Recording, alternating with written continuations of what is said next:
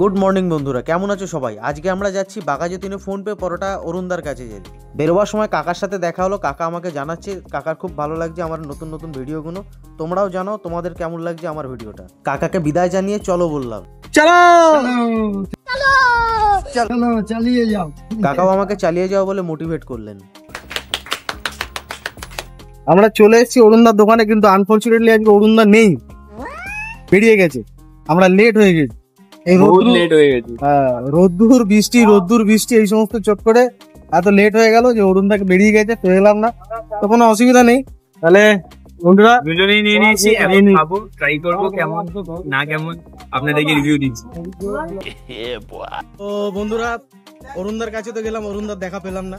কালকে রাজুদার কাছে গেছিলাম, খাবার পেলাম না। আজকে খাবার পেলাম, অরুণদার দেখা পেলাম না।